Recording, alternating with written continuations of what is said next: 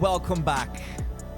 Episode 29 of the Rice and Slice Golf Show podcast. We have some... Episode 29. We've got some housekeeping to do, shall we say. Chenji is under the weather, so this podcast has been released, I think, like... There he goes. Now he's just looking for sympathy. He's got bronchitis. Was that what you got, Chenji? I have no idea what I have, man. Okay, well, he's got something. We had to... he wasn't well the past 2 days, so we couldn't record the podcast. It's okay. It's like, you know what it's like. You Google something. Oh, you're dying. It's basically, you got like a week to live, right? Yeah, pretty much. Yeah, Okay. it's either a common cold or it's like brain cancer. So. Yeah, I know. Yeah, It's the worst thing you can do is Google your symptoms because it's just never good. Never good. Well, welcome back to the podcast. We apologize. It's like a day late that we're releasing this, or like 2 days late. I don't even know anymore. But Chenji's not good. If Chenji's not good, then we've got no podcast. So we had to kind of give him a few days to kind of I need Chenji by my side. So yeah, episode 29. You're right, Chenji. Yeah, to be fair, I don't know. You look dead, mate. You look like you're ready to go to bed. Man, I feel like, to be fair, I might have been this dead because I played some golf last Saturday, and I didn't tell you at the time, but I wanted to obviously talk about it in this podcast. Okay. Oh, please. It was probably the least enjoyable round I've had in my life. Mate, you've had some like pretty bad rounds the past couple of weeks or past few months, shall we say? It wasn't about like a bad game. I hit some really good shots actually. I was there with a good friend as well, so okay. we were actually at this. And I hope these people never listen to this, or maybe they do. It's fine. Actually, I prefer they probably did. So there was this US alumni golf little tournament organized by some guy who's from a US university, and me and a friend, we're both a US friend from the US, right? We both kind of signed up for that a couple of weeks in advance. Basically, right, just very badly organized tournament. It's like a informal kind of thing, right? And it kind of made me realize as well, we've been used to so many of these well organized. Every time we went to anywhere and played together, right. Theo, it's always been just good, well organized. But this time around, it was like you go in there, supposed to be 5 groups teeing off, 5 groups of 4-ball scramble format, you go in there. We go there actually an hour early, have breakfast. There was nobody to kind of receive you. You didn't even know who the people were that you were playing with. Literally 10 minutes before tea time, finally some people came up and said, oh yeah, are you from this group? Are you from this group? I'm like, yeah, let's go. And then we were the second to last tea time to tee off. And apparently the last tee time, the group in the last tee time, only 1 out of the 4 showed up. What? So basically, we had to adopt him into our group. So we were playing a 5-ball, what? which is not allowed. I know. So it was I was feeling super bad. No, right? but I mean, what you could have done, which is the logical thing, is just split down into 3 groups, like a 3-ball. No, but the problem was it was a scramble format, right? So it was 2 and 2. So we couldn't break up our group. Oh my god. Gee, you know what I mean? Yeah, I'm with you. So what did he do? Just kind of mess around, just not. So he just kind of messed around, and he's a decent player, and hasn't played in a long time as well. So it was a 5-ball. I already felt very uncomfortable. And then actually I realized something, again, literally on the first one, something just felt really off. Not just the fact that, it was a 5-ball. And then I realized, oh gosh, actually our playing partners, the actual 2-ball that we were supposed to be playing against, they had 1 bag of balls. Sorry, they had 1 bag of clubs. Oh my god! They were sharing 1 bag of clubs between 2 people. This is you when we were in Cyprus, and you were like, "Can we not just play with the same correct. clubs?" No. Now you know why you can't play with the same clubs, Chenji. And to be fair, even though it was kind of like a scramble format, right? So you're supposed to pick up the best of 2 balls. Still, it's just it's just annoying, man.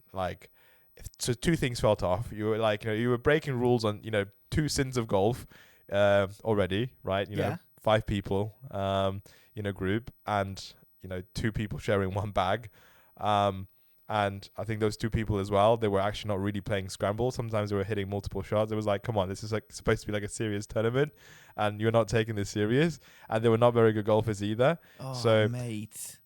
And then the people in front were super slow as well. And obviously we were, as a 5-ball, we were super, super slow.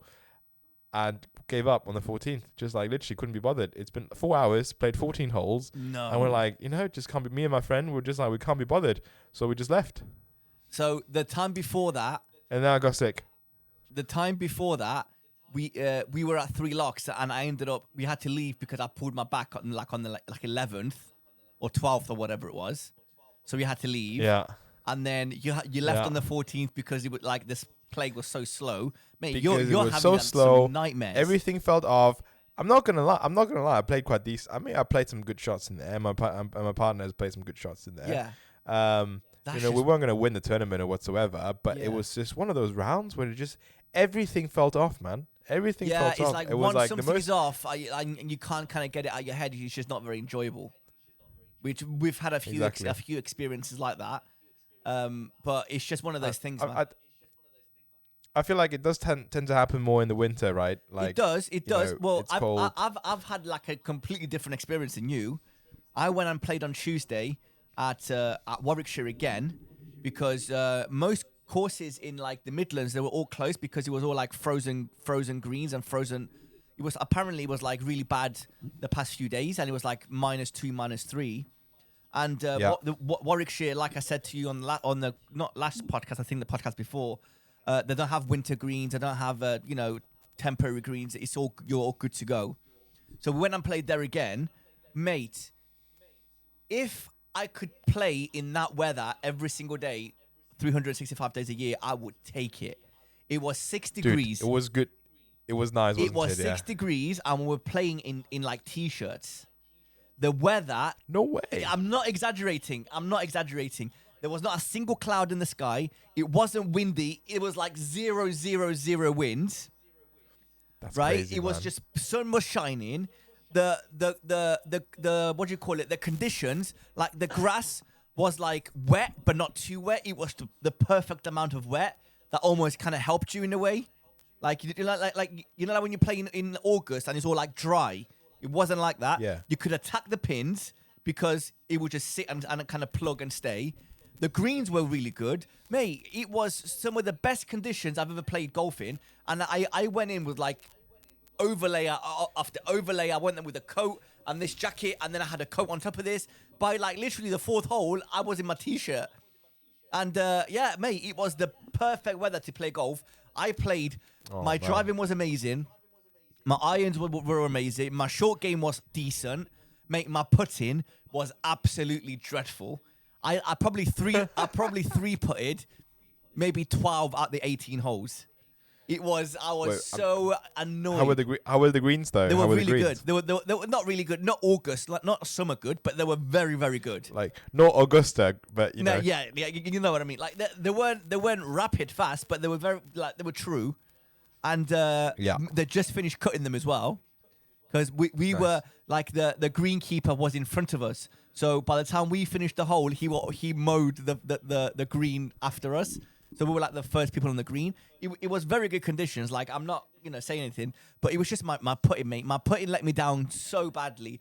My driving was unbelievable. My irons were really good, mate. I was hitting my pitching wedge like a professional. It was going. My pitching wedge was my favorite iron club, shall we say, of the whole lot, mate. It was so nice. Like there were so many pitch, like it was like highlight reel shots, mate, where it was like high and like long, and it was just mate. It was like darts, mate. I was so happy, but my putting let me down. So yeah, it is what it is. I think we're going again on Tuesday at the same club, just because the weather's so bad, mate. I don't want to risk going somewhere else where you don't know if the greens are going to be good. Like, you don't know anything. So I'd rather go somewhere. That's the thing. And I'll tell you what made the experience even worse, kind of like, on myself on Saturday. Yeah. It's because went to a golf simulator in the city. Yes. In London with a friend who came down like 2 days prior to that, like on a Wednesday night. And that was brilliant. That was lovely. It was obviously, good weather in a basement somewhere in the middle of London. Couple of pints of beer, right? But you're by yourself with some friend. Sausages and tapas, right? Playing Pebble Beach. Yeah. Oh my God! No, you did not just say that. Of course we did. Like, come on, it was like AT&T, Pro-Am time, so it has to happen, right? Playing Pebble Beach. Oh my God! And Yeah, obviously didn't hit the green on the 7th first try, but tried many times and did get there in the end. But yeah, it was a good experience. Had a couple of drinks afterwards as well. Amazing. It's actually, the friend who I play with, Jamie. Shout out to Jamie. He follows our podcast and watches a lot of them. So nice one. Thank you very much as always for the support, Jamie. Thank you. Don't forget to like and subscribe, Jamie, please. Yeah.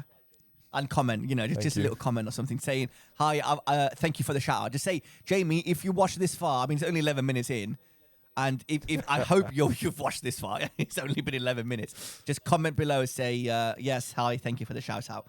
Don't tell him Chenji, and we'll see if he's a true fan, if he actually watches. There we go. There's two things I want to quickly touch on. Go on. Speaking of true fans, I got a message today from I forgot his name. I want to say Jack something on the Rice and Slice page. He just discovered our podcast and he's listened. I think he's traveling, and he's up to episode 8, and I think he's listened to them pretty much back to back. No Can way. you imagine somebody doing that? Like listening to us. Thank you, Jack. That's incredible. For 8 hours straight. Dude, that makes me happy. Yeah, really I was like, really thank happy. you so much, mate. Like, I really appreciate you. I'm sending him a little message back today. Really, thank you so much. If you've got any cool stories you want to share and we can like talk about them, let us know. Whatever. But speaking of fans and people getting involved in the podcast, we have our first ever email. And I want to read it out to you. Yeah, we got an email. That's incredible, dude. I know how amazing. If you guys want to email us, like just any silly purchase that you might have made, any cool stories, any bad stories, any bad good experiences, whatever you have, just email us at riceandslicepodcast@gmail.com. And because we're kind of struggling for content, we promise you, no matter how bad it is, we'll probably read it out.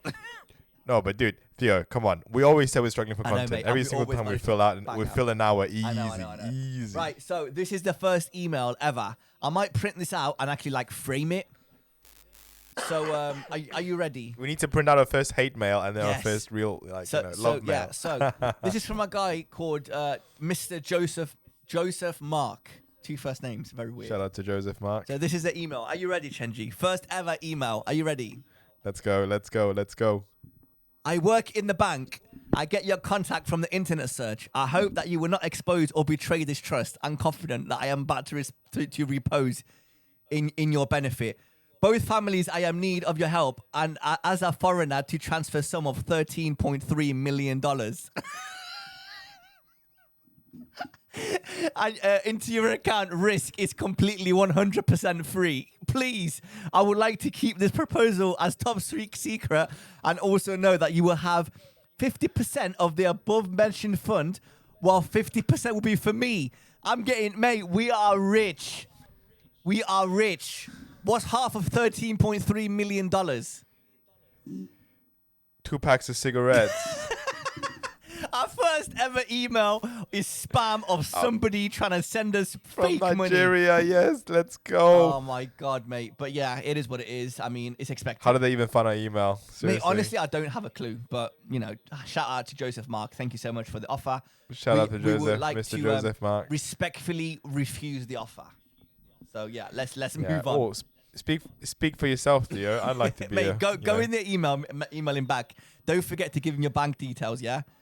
16 digits. Of course, expiry absolutely. date, My sort code, everything, right? Everything. Yeah, Don't forget. absolutely. And I'm sure you get the money. Absolutely. Moving on, 100%. going back to what you were talking about, the golf simulator. Yeah. I had the same experience a couple of last week, I think it was. Last Monday, me and Stel went to Warwickshire Golf Sim. Oh yeah, I saw Mate, that. I've posted some stories. It was so much fun. We had such a good time. For whoever doesn't know, you probably don't know, and Chenji, I would love to take you. Not only that, I've been speaking to the owners, and we might be doing a podcast there soon. So Fantastic. I want to record a podcast there. I want to speak to them. They have such a cool story, like why they started Warwickshire Golf Sim. I don't want to tell you on this podcast because it's such a good, cool story. I want them to kind of say it properly. But the story is really cool. The place is like a dream. It's basically like. Is it in a warehouse somewhere? Is it like in a warehouse? basically like an office block. And nice. it's like the bottom level of like it's like 2 stories, but the ground floor is basically like this. They have 2 different rooms for like golf simulators. They have a massive like pro shop, shall we say, stocked to the rim of like the best equipment, from like putters to drivers to irons to bags that you've never seen before to everything you can need. They have like a putting green. They have like another putting mat. They have 2 golf sims, mate. You can go. You can say you can try anything on the golf sim. You can do whatever you want. The best part about this golf sim, it's I don't know if you've heard about these. These are very, very popular in Japan. Is this golf sim? I don't know the name of the company, but basically, like we play Pebble Beach as well. That's why I was laughing earlier. Nice. And nice. Obviously, like if you're at golf sim, you have to play Pebble Beach, right? So well, but also it's because like it was that week, yeah, right? but I completely forgot. I was like, yeah, we're playing Pebble Beach. Like, is Augusta on? Nice. No, okay. So the second choice is always Pebble Beach. Augusta's never on because they're not going to give anybody a license. So like the second choice is always Pebble Beach. So basically, what happens is, depending on your lie. So if you're on if you're like on a downhill, uphill, side slope, whatever, the ground moves. Oh no way! You've got that. It's that. I know what you're talking about. They always have them in like Sky Sports Golf as well. Yeah. Like and sometimes so they the ground play moves, around like it makes it feel like it's more real. So it feels more realistic. Absolutely, with the lines as well. So if you're on the fairway, you place the ball like on the normal fairway bit. If you're in the rough, you place it in like thicker rough bit, like there's a little patch of like fake grass, shall we say? You place it there. If you're in the bunker, there's like a little section where it's like it's almost like a spongy grass, and it feels like a bunker shot. And it detects. So if you're in a bunker and you don't put the ball in the like on the bunker bit, it detects that you haven't, and it gives you like a penalty stroke. So you have to kind of go by the rules, mate. And it's very accurate. It gives you all the details. They've got not only that, right? Sorry. Not only that, they have 2 golf sims of this equipment. It is so cool. It's so like the quality. You know, like when you go to like golf simulators, and sometimes the quality is not great. This is like the quality of the screen. I mean, right? The quality of this is absolutely like HD. It's amazing. They have a different. They have like a different. I'd love to go because I mean the simulator we went to last week wasn't that great. No, that's what I mean. That's what I mean. This is like they've spent some money on this, mate. It's unbelievable. They have like a different section where you can what do you call it? You can you go for like club fittings or whatever, and they have a GC quad. They're also building a TrackMan room. They're gonna have a TrackMan, and it's mate. They have everything that you could possibly need. And the idea for them is when the weather's as bad as what it has been, just go to the simulator is the most realistic thing that you're gonna get to go to real golf. And we had we were there for 3 hours. It flew by. I tested the Paradigm. I tested the Ping G430. No way! I tested what a day out, man! What a day out. Not only that, you were there with Stealth, yeah? Yeah. I tested the Stealth 2.0. Our friend of the show, Mark Bentley, my golf coach, my putting coach. Yeah. He was the one that told me about this place.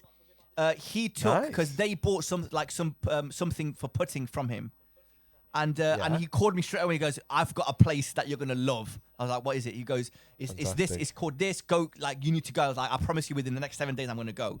It was like an hour and a half drive. I went, and I told Mark that I was going, and he actually emailed the owner, and the owner stuck around, and like he greeted me. He was like, "Oh, welcome." You know, he kind of showed me around, and there was a guy there. I want to say his name is Andy. He's not a pro there, but he's like a fitter. And he was like, whatever you need, kind of let me know, whatever. And I was like, I felt like a bit cheeky. I was like, is it okay if I try out the Stealth? He goes like, yeah, mate, no problem. So he got my current driver and he saw like the settings. And he like fitted me for like a Stealth and then fitted me for a Ping. He fitted me for the Paradigm. Mate, it was the greatest experience, mate. So like if I ever want to buy clubs, I'm not going anywhere else. They have every single equipment like that you can possibly need. They have the best technology. They have people. Do you know who the pro is there? One of the pros. Ooh. They have pros. Like, you know, like how golf clubs have pros? Yeah, they have like 2 or 3 pros and a club fitter, right? They also have memberships where you can like join like a golf club where you pay like a membership, right? Guess who one of the pros are? Who? Are you ready? Wait, European tour. Yeah. Andy Sullivan. Wait a minute. From Andy Sullivan. Yeah, from DP World Tour. There's no way you don't know who this is. Google Andy Sullivan. Mate, he's like a regular on the DP World Tour. And he's one of the pros there. Yeah. That's crazy, man. And I'm like, how amazing is that? Yeah, I was mate. It's so cool. I was so happy they treated us so well. So tell me about the gear then. Which one did you prefer? Okay, I'll tell you about the gear. Right. Nice little segue. So, all right, let's, because we were all like paper tigers, right? We're talking about these gear, how good the Paradigm looks, and how the Stealth 2 is like, okay, bit of a marketing gimmick. Okay, are you ready, mate? Yeah. First, I tried the Ping. Not bad. But I want to say, first of all, all three drivers I tried, they significantly improved my game. I was hitting it. Wow, okay. I was hitting it longer, and I was striking it a lot faster. Nice. So my current, is it club head speed? What you kind of club head speed? Yeah. Club head speed. It's between like 100 and 102 miles per hour, right? On the current driver that I have. Yeah. That's pretty good, actually. That's pretty good. So obviously, I'm on stiff. I'm using stiff shafts, right? So with the Ping, it was around there again. And then I was like, okay, cool. Like, because it took him so long to kind of figure out the club or whatever, to kind of, we change shafts, we change heads, whatever. Basically, I 100% I need a 9-degree shaft. 9-degree head. I currently use a 12-degree head because I used to slice it really bad, and I was going more for forgiveness than distance. And since starting to play golf and buying my first proper set of golf clubs, I've had the same driver, and it's a Ping G410, no G420. Yeah, G410, yeah. And ever since then, I haven't changed it, and it's been on 12 degrees. And as you know, I get a lot of loft, which loses distance. So high. So obviously, I need lower loft, and I can adjust it. But because you adjust it, if I go from it closes the club face, so it ruins everything. So it's just going to be bad news anyway. So I've got it on 12, and I just left it there, and I've been tracking it pretty well lately anyway. So before Christmas, I've said that I'm in the market for a new driver. And then Christmas kind of rolled around, and I was playing a lot of golf over the winter, and I was striking the driver pretty well. And I was like, I don't think I need a new driver. I'm like good with this one, until I tried the Paradigm and the Taylormade. Mate, ooh. I was striping them. I was down I was on a stiff shaft. I was down to 9 degrees, and I was averaging anything between like 105 to 108 miles per hour. No way, that's really good. Yeah, man. And my personal favorite, even though I hate to admit this, is the Stealth 2. It was the Stealth. Stealth 2, no way. It was the that's Stealth. Incredible. I was hitting it. I felt more comfortable hitting the Stealth. The Paradigm looks incredible. The bum, like the bottom of the club looks amazing.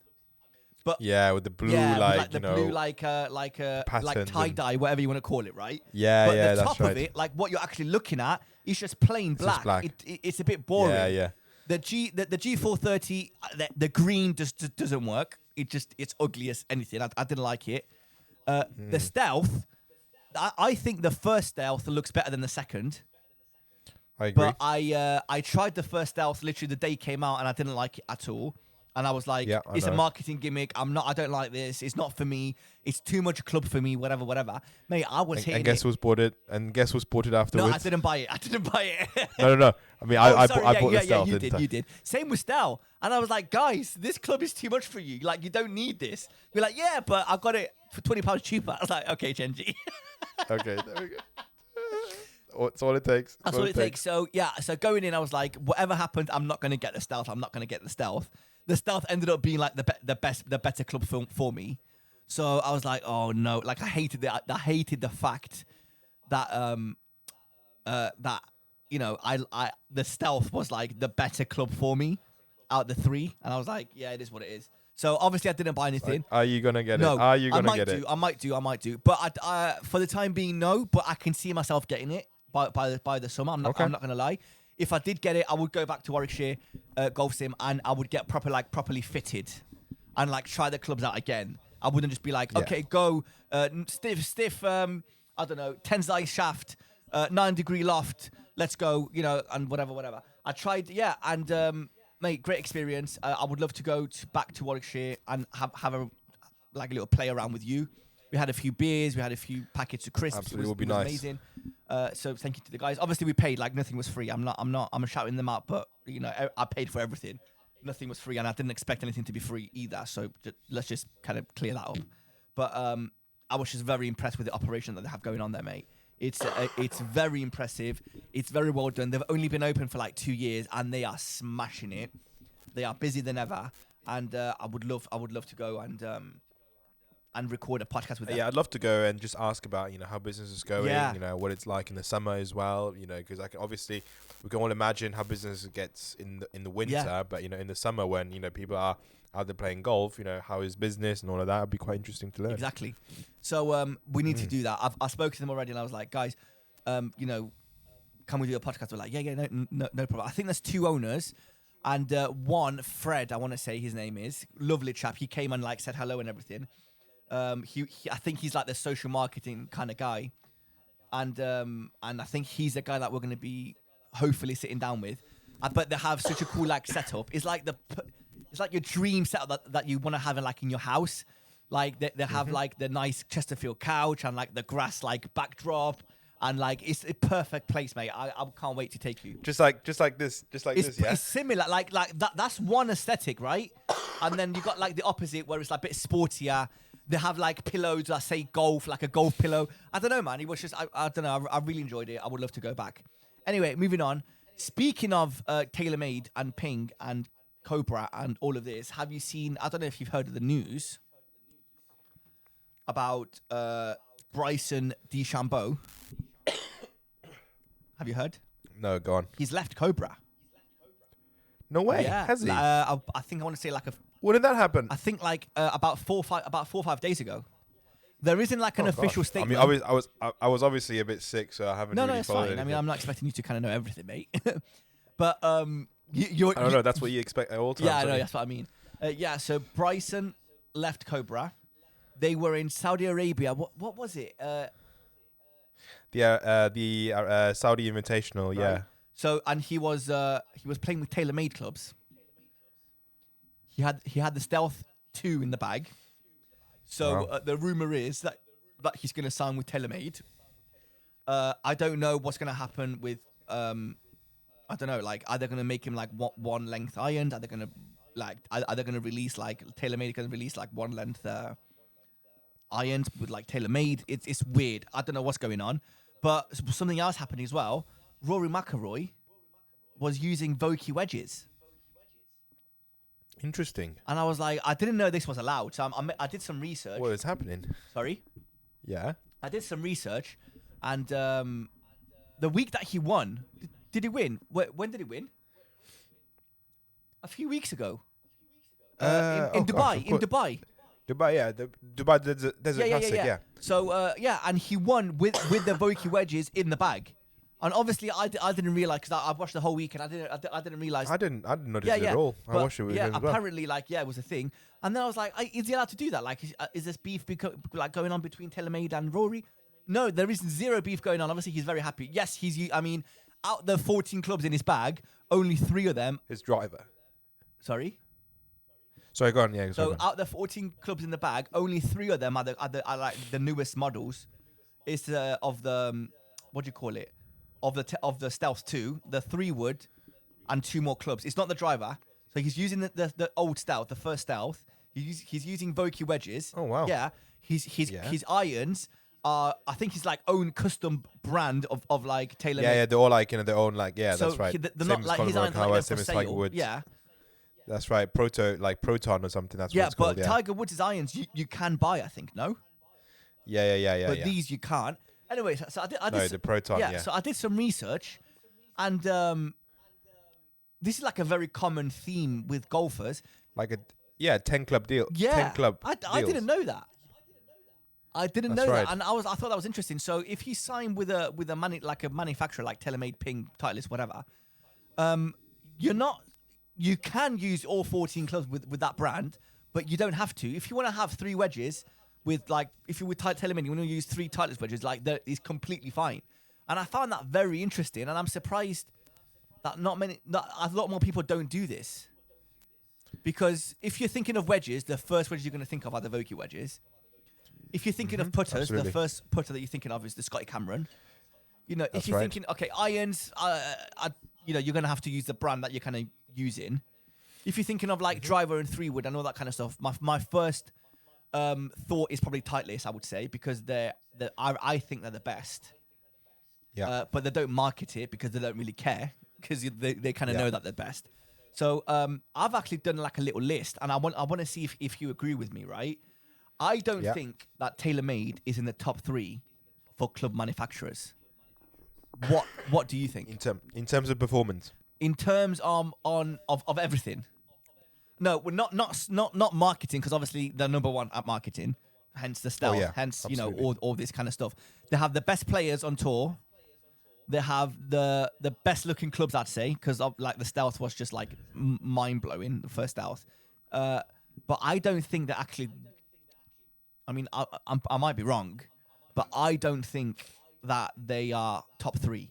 I think number 3. I think Callaway are a lot better at clubs, and like drivers and everything. I think number 2. I think Ping are a lot better than Taylormade, and I think number 1 is definitely Titleist. But what Taylormade does really well, better than any of them, is the marketing. It's just out of this world. And they have Tiger Woods, they have Rory, you know, they have all these Tommy Fleetwood, they have all like the list. Scotty Scheffler, maybe Bryson, like Colin Morikawa. Mate, it's just unbelievable. And I think that's what they do. So all the money they kind of spend it on the pros, on the players, and on marketing. And they are. I'm not saying they're bad. They are definitely up there. They're definitely like one of the best. But I think there are much better club manufacturers than Taylormade. What do you think? I think that's a very interesting take. It is. It is a very interesting take. Like, I think definitely Titleist and Ping, they know they're good, right? They know their technology is there. They know that people who like them will always use them and swear by them. So they don't really do any marketing, right? So obviously Titleist is proud of its balls, and they do loads of marketing to make sure the preview one's always number one. But they rarely make a lot of sort of, you know, advertisements about the drivers, the irons, because again, it's just well known that they're, you know, it used to be AP2, now T100. It's just, again, used by 70% of tour players. And Ping as well, right? I think it attracts a certain generation of golfers. It attracts certain type of golfers as well. And, you know, like yourself, Theo, once you use Ping, you're decked out with Ping. And they don't seem to ever do any advertisements. Like Titleist, at least you can at least see Titleist, you know, with Justin Thomas there, like, you know, they're doing some advertisements on. Not only that, Titleist also do like I've seen a couple of like Sky Sports adverts where they kind of do sponsored by Titleist. Exactly, they're on Sky Sports. They are, you know, still out there. You know, so is Callaway and so is Taylormade, but you never seem to see any advertisements about. No, Ping. you know, you are completely right. You are completely right. I know, right? And then, you know, obviously you see Tony Finau, right? You know, he's probably like the most well-known sponsored player. Until they sponsor us, and then we're going to be. Victor Hovland as well, yeah. But it seems like they don't need to, because people still, you know, they're still one of the best selling clubs in the world, and most well-reviewed, with the drivers always being consistently being ranked number 1 by independent golf reviewers. Yeah, I agree. Right. Callaway, again, yeah. I mean, they make good clubs. I tell you what, I might actually agree with you. And, you know, it's kind of like, you know, it's kind of like that thing where you think the loudest is actually the majority, but actually, right, you know, Taylormade are certainly the loudest in terms of marketing and shouting out, you know, who they are, you know, being very flamboyant. But in reality, right, if you count the number of tour staff that they do support, right, it's you know, the best of the best, but it's not actually that many. Does that make sense? Yes, it makes sense. Do you know what I think? If you went to a pro and you said to them, you're not going to get paid, we're not going to pay you, you have to pick one between, like, to use Taylormade or Titleist, I think 9 out of 10 they're going to pick Titleist. Yeah, I agree. I agree. So it's very, very interesting. I mean, you know, it's funny, right? I say Titleist is number 1. It is number 1 because you can see by all the pros that are using it, You can see like everybody that's using the Pro V1, whatever. I've never hit a Titleist club ever. I've never hit an iron and I've never hit a driver, Titleist. Apart from my SM8 Vokey, which I think you have. But that's my fault. It's not. There's nothing wrong with the club. It's just I didn't get fitted and I got completely the wrong bounds, completely the wrong. That's right. No, it's back with you now. I think. Yeah, it's back with you now. No, but I actually really enjoyed it. I've got it. But like so. Yeah. And to be fair, I've got the same exact club as well now. So like I use the SM8 Vokeys, like the 48, 54, and 58. Yeah. They're really nice. But like I went to, I tried the SM8 and I loved it. But they didn't. But also remember, Theo, the Vokeys are not actually. I mean, they belong to Titleist, right? But they've got their own workshop. It's bought Vokey's of course. workshop, right? And they bought. And they bought his brand, and similar way, like Scotty Cameron, exactly. Yeah, it's the same. I get that, but again, it's under the Titleist umbrella, right? Of company, shall we say? That's right. Acushnet, yeah, that's right. Did you know that Taylormade is owned by Adidas? It used to be. Oh, really? I thought it was. I found out. Like I've read it somewhere, but it might have been like an old article. Yeah, it used to be owned by Adidas, and then it got sold to like some private equity company, and then it got shifted hands, I think, by some Korean company as well. So, but anyway, it's right now owned by like some private equity fund. Okay, fair enough. But yeah, I would love to try out a Titleist. But they've made loads of money. I think a lot of people have made a lot of money from building this brand. Mate, big time. I think I want to say. Although Adidas actually lost some money. Although I think Adidas actually lost money. Is the only one that actually lost money on this trade. Really? I think so. I think if I remember correctly. I think, and this could be, I could be wrong. I actually think that Taylormade might be like the newest one out of the top four. Okay. No, they were made in 1979. No, but they are a traditional brand though. Oh no way. Yeah. I think Taylormade is like it's obviously it's like in the 70s, but considering what do you call it? Considering, with the other ones, it's I think it might be. Okay, so it is the newest. Interesting. No, it's not. No, it's Callaway. Oh, it's Callaway. Okay. Out of them four, it's Callaway. Yeah. But but to be fair, before I even was interested in golf, when I was a kid and I didn't know what golf was. For some reason, I always knew that Callaway was a golf brand. I don't know why. I don't know if they used to do like a lot of marketing. Like I don't know if Callaway was the Taylormade of the marketing world 20 years ago or 25 years ago. Does that make sense? But I always knew that Callaway was was like a golf brand. I once went on a walk. I was walking through like a golf course or something when I was like 12. I remember, and I saw. I snapped 3-wood in a bin of the like next to a par 3 there's always like bins or whatever. So I saw I snapped a 3-wood and it was a Callaway Big Bertha, and I was like, oh my god, I bet I can make so much money from this. Not knowing, but I was like, it's Callaway, like it's gotta be good, like because I always knew that like Callaway was a golf brand. It was Callaway massive, was a good brand, like a massive golf brand. But yeah, it's you know what? I would love to try out the like some Titleist, not the clubs, mate. Oh no, not the clubs. I'm happy with my irons, but the driver, I wouldn't mind trying it out and seeing what that's like. Why didn't you try that out this time at the sim? I felt bad because number one, I wasn't by myself. I was with Stel, so obviously he wanted to play, and he wasn't there to kind of try out any clubs. I was like kid in the candy shop, mate. I wanted to try everything and anything. And I tried Ping, Callaway, and Taylormade, and I felt a bit cheeky, kind of saying, "Oh, can I try the Aerojet? Can I try Titleist? Can I try this? Can I try that?"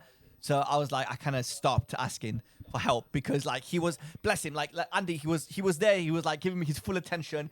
He was like, "Oh, I've got an idea," and then he would go and like dig up, like in the shaft to find a different shaft for me to try. And like messing around with the lofts and blah blah blah. So I was like, I felt bad, even though it's his job kind of thing. I wasn't there to spend money on a club. But I'll tell you what though, like, if I was a club fitter, I generally enjoy fitting I was clubs, thinking about this. I think I'd be a really good club fitter. I'd be really enjoying it, trying, making people like, happy and getting some distance by just using your expertise. Yeah, I think I'd be feeling really happy about it. I would love to know like what it takes, like, if there's like a course to take. I don't think there is, but I would love to know. I'm sure there is. I mean, you have to learn about each manufacturer, Mate, we have a podcast. We know it won't be that it won't be that difficult, would it be? But but I think you do need some experience with it as well. You got to know what kind of. For us, I genuinely don't think it would be that difficult, right? We already know the basics of like. Well, I do. I know the basics of what you need to swing the driver at to be a regular, a stiff, an extra stiff kind of shaft.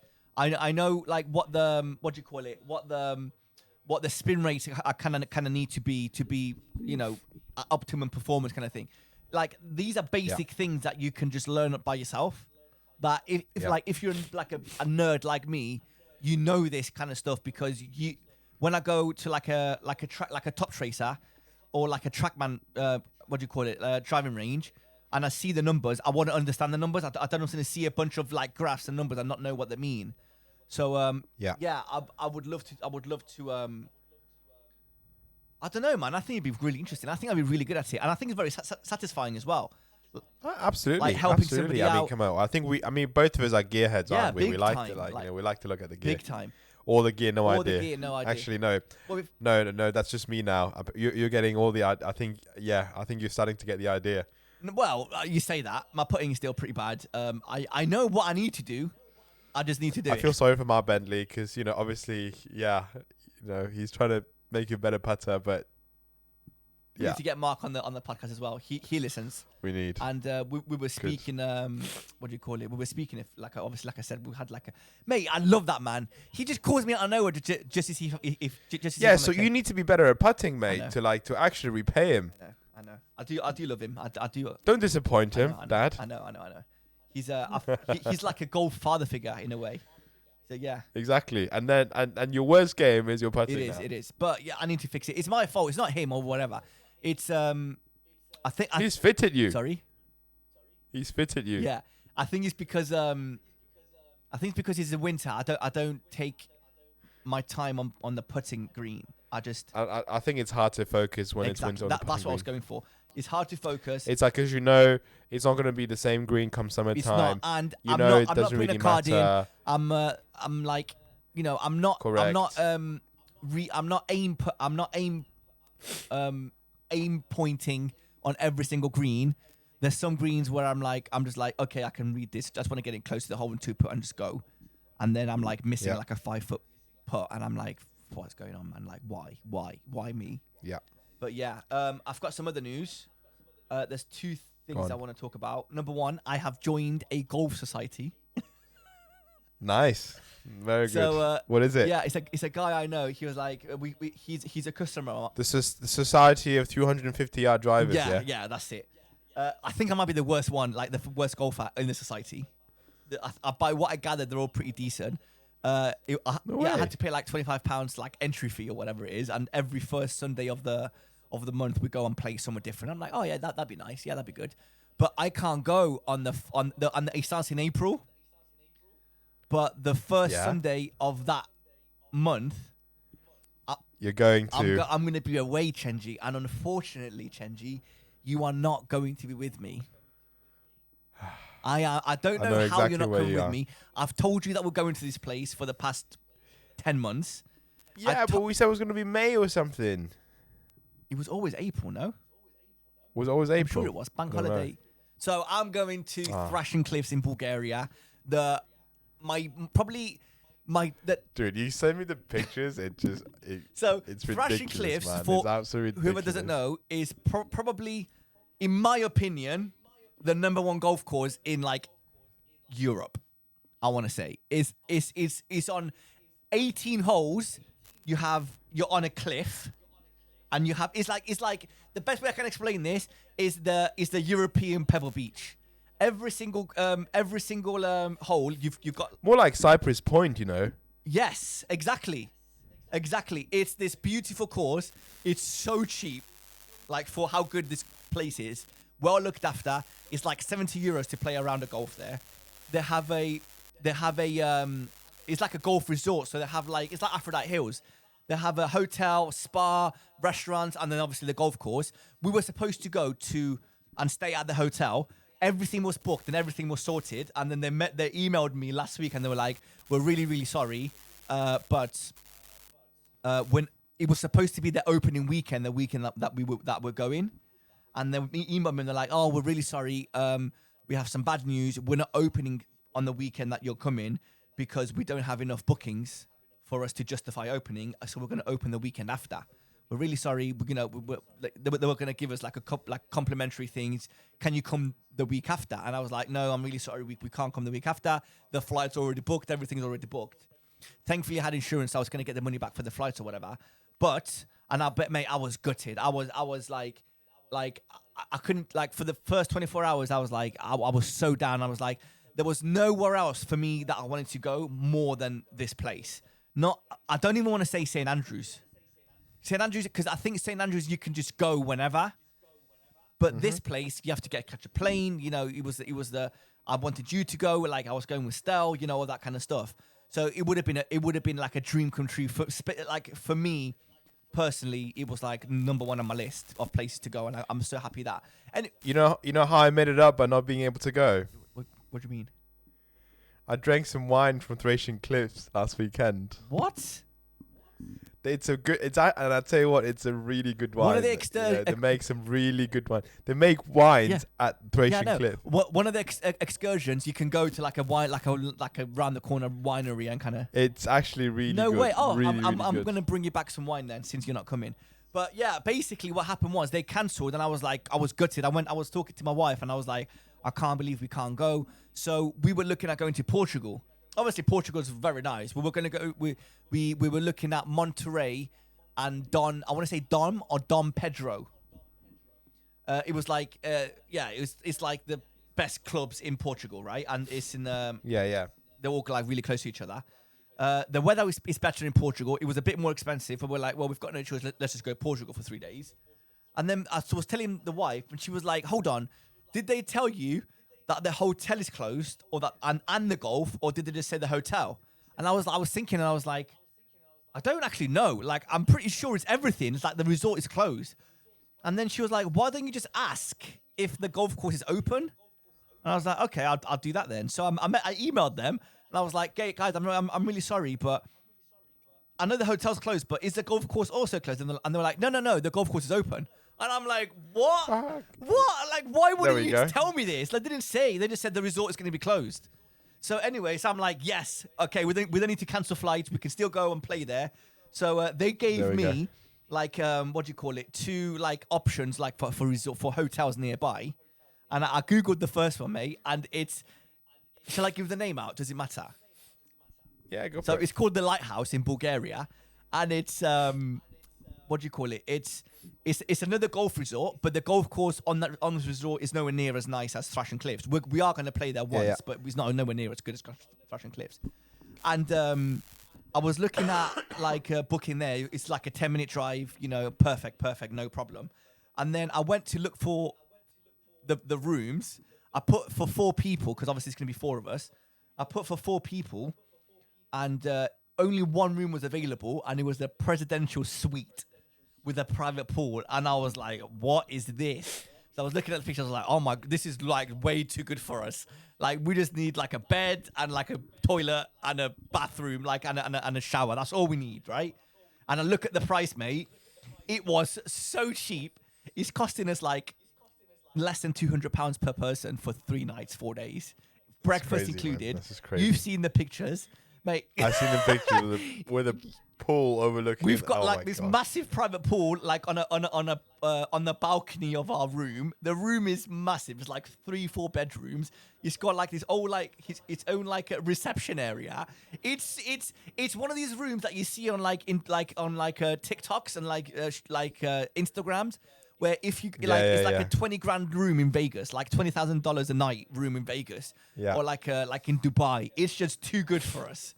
But it was so cheap. Man. I booked it, and all throughout, I was like, this can't be this cheap. This is so cheap. This can't be right. But yeah, I booked everything. I paid it, so I'm happy. I cannot wait to go. We've got everything booked. It sounds incredible. I'm so bummed that I can't go. You are missing out. But the good thing is, I'm pretty sure we're gonna go again.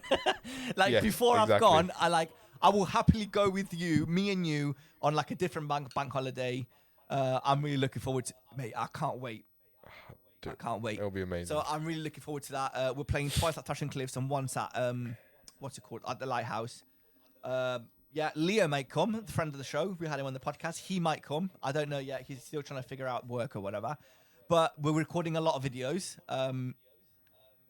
I may have a video man, a cameraman with us. And you're missing out. I'm sorry. I'm so jealous. Well, you know, you were supposed to come. So you go to wherever you're going to go, Singapore. Yeah. It's okay. On that note, that is the end of the podcast. Guys, please. Sorry, guys. I'm just sick. No, mate. Listen. I'm glad we got a podcast commitment. out. I'm glad we got a podcast out. It's fine. It was fine. We had a good time. It wasn't the longest podcast. It wasn't the shortest. We're good. I hope you feel better soon, Chenji. Please, guys, like and subscribe. And Chenji, feel better for next week. I need you on top performance. Not like you were bad today, mate. We had a good chat. It was fine. Shit. Like, you know, it's good. Don't worry, Chenji. Absolutely. It was fine. I'm just proud of you that we've managed to get a podcast out. Dude, we've done this podcast consistently every single week apart from Christmas and New Year's, right? And this is just something to be incredibly proud of. 100%. So thank you for doing the podcast this week, Chenji. Right. Next episode is going to be our 30th episode. Yes. Right. Episode 3 of the new season 2. Right. Let's make it a good one. I might come around yours for episode 30. Hopefully you feel better. Yeah. Otherwise, I'm going to pass it to you, and then we're both going to be sickest. Yeah, maybe. I'll see. If you feel better, I'll come around. If not, then I'll just stay here where I am. Yeah, man. Right. Anyway, guys, thank you very much for listening. Like and subscribe. Thank you guys for listening as always. We'll see you again this time next week. Take care. Bye.